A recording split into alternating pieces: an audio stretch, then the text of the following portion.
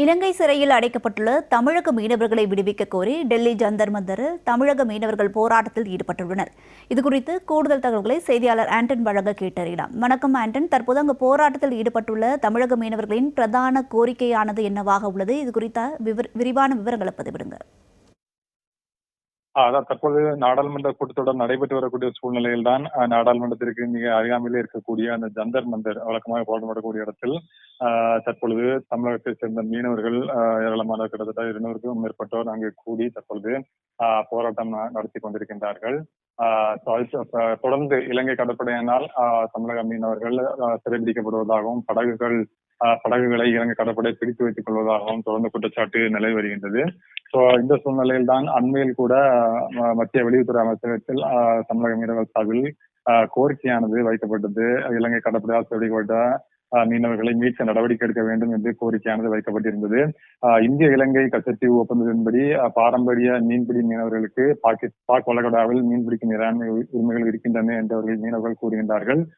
கச்சத்தீவில் ஓய்வெடுக்கவும் வலைகளை உலர்த்தவும் மற்றும் வருடாந்திர புனித அந்தோனியார் திருவிழாவில் கலந்து கொள்வதற்கும் கச்சத்தீவு செல்வதற்கும் அனுமதிக்கப்படுகிறது. ஆனால் அப்படி இருக்கக்கூடிய சூழ்நிலையில் துரதிருஷ்டவசமாக இந்திய மீனவர்களை பாரம்பரிய இறையாண்மை கடற்பரப்பிலேயே மீன்பிடித்துக் கொண்டிருக்கும் பொழுது இலங்கை அரசாங்கம் அவர்களை சிறைப்பிடித்து விடுகின்றது. இது போன்ற ஒரு சூழ்நிலையில் அண்மையில் கூட அவர்கள் 25 மீனவர்கள் ஜூலை 1ஆம் தேதி அன்று அவர்கள் சிறைப்பிடிக்கப்பட்டார்கள். அதுபோல மீன்பிடி படகுகளும் அவர்களால் பிடித்து செல்லப்பட்டது. இது போன்ற ஒரு சூழ்நிலையில் அங்கு இருக்கக்கூடிய இலங்கை சிறையில் இருக்கக்கூடிய மீனவர்களை விடுவிக்க வேண்டும் என்பதுதான் மீனவர்களை விடுவிக்க வேண்டும், அதுபோல படகுகளை விடுவிக்க வேண்டும் என்பதுதான் தமிழக மீனவர்களுடைய கோரிக்கையாக இருந்து கொண்டிருக்கின்றது. இது தொடர்பாக மத்திய வெளியுறவுத்துறை அமைச்சர் ஜெய்சங்கரும் சில தினங்களுக்கு முன்பு ஒரு அறிவிப்பினை கூறியிருந்தார்.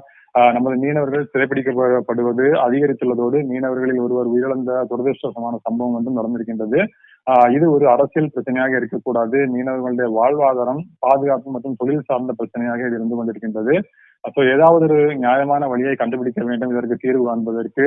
மத்திய அரசும் தூதரகமும் இதற்கான நடவடிக்கைகளை எடுத்து வருகின்றது. இது போன்ற ஒரு சூழ்நிலையில் இரு நாட்டு மீனவர்களும் சந்தித்து பேசுவதற்கான அந்த கூட்டம் நடத்த முடியுமா என்பது தொடர்பாக பார்க்க வேண்டும் என்றும் மத்திய வெளியுறவுத்துறை அமைச்சர் ஜெய்சங்கர் கூறியிருந்தார். இது போன்ற ஒரு சூழ்நிலையில் தான் தற்பொழுது மீனவர்கள் இலங்கை சிறையில் இருக்கக்கூடிய அந்த தமிழக மீனவர்கள் உடனடியாக விடுவிப்பதற்கு நடவடிக்கை எடுக்கப்பட வேண்டும், அங்க இருக்கக்கூடிய படகுகளை மீட்க நடவடிக்கை எடுக்க வேண்டும் என்று வலியுறுத்தி தான் தற்பொழுது ஜந்தர் மந்தரில் போராட்டம் நடத்தி வருகின்றார்கள். ஆண்டன், விவரங்களுக்கு நன்றி.